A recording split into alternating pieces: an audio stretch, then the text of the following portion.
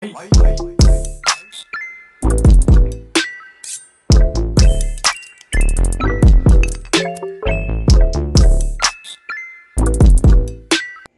up guys? It's me, Kim, and welcome to my vlog. So for today's video is magre-review tayo ng brush pen and tada!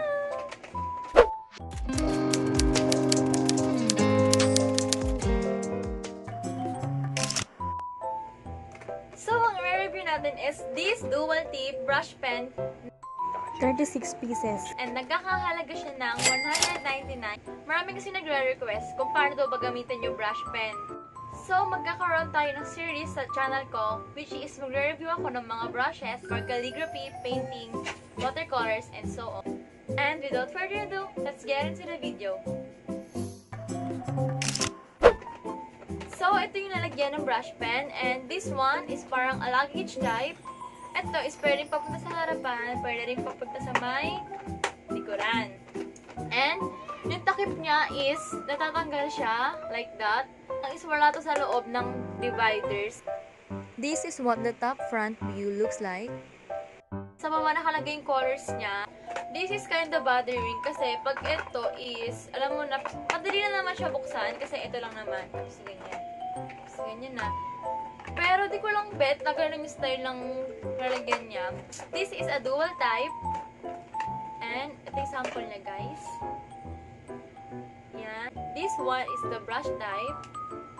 Which is, ayan yung markers niya. Ayan, as you can see. And ito naman yung parang felt tip. Yan. I'm gonna plug my store. All business lang siya actually. This is the necklace from my shop. Ayan. You can buy it sa link. And also this one. Ayan, heart shape. Heart pendant lang siya. It comes with gold and silver. And nga pala guys is dumating na yung salamin ko. I just bought it from Shigetsu PH. This one. Ito. And this one is an anti-radiation glass. It fits perfectly in my face, diba?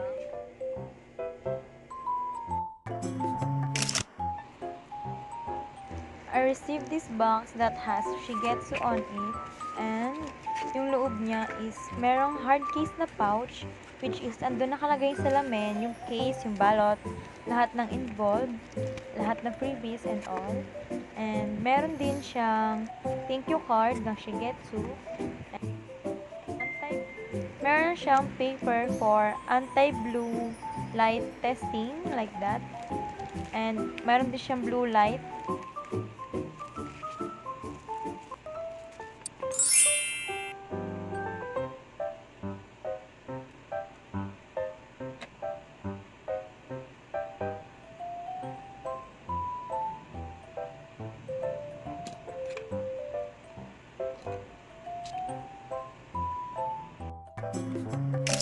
So now let's get into the voiceover.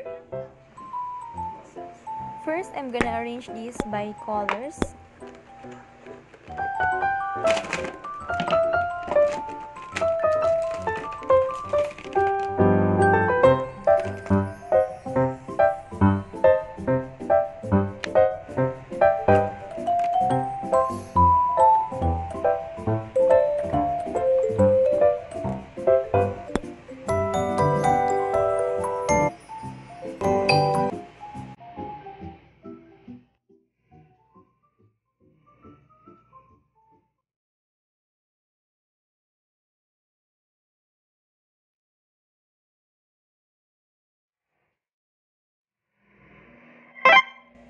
Sukatin muna natin yung haba ng isang brush pen.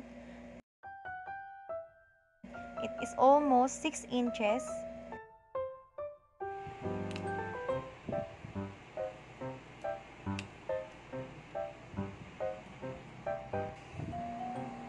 Let's now do the basic up and down strokes.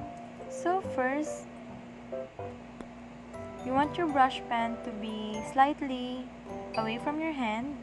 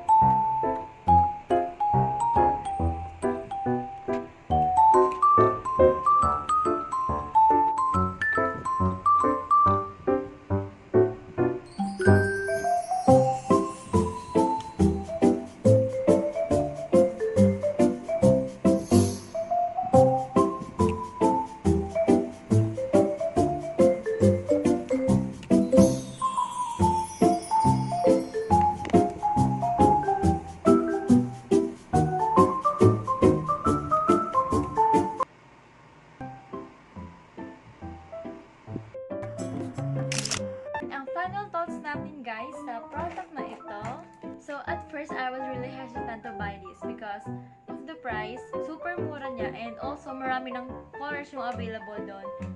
For example, this one is 36 pieces and I think nabili ko lang siya ng 199 and if mali ako, i-flash ko na lang sa screen pero sabi ko, sige, bibilhin ko na siya kasi parang worth it naman, I think, kasi maraming reviews, maraming maganda, good quality, super affordable for beginners. Niya is, diba nga yung brush niya is, ayan.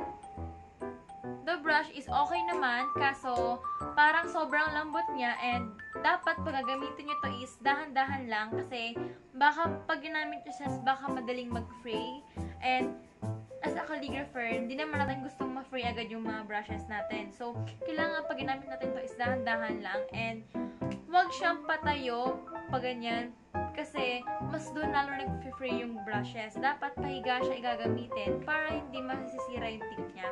Yung problema lang is yung kung ano ba yung nakalagay na color sa may takip is hindi siya yung mismong color ng brushes or yung mismong ink niya. Like, ayan. Kasi minsan, yung isa light siya, parang neon, pero yung takip niya, hindi naman pala neon. So, ganun. 180 pataas yung paper. And I would recommend this for the beginners out there. Will rate it 4 out of 5, all in all. Yung blendable quality niya is maganda rin naman. Kaso, pag hindi watercolor paper or something yung ginamit nyo, baka masira yung papel or mapunit. Kaya, ingat-ingat na lang sa pagbe-blend. And that is all, guys. Don't forget to give this video a thumbs up and subscribe to my channel, and also don't forget to turn on the bell button to get notified whenever I posted a new video. So that is all, guys. See you on my next vlog. Bye!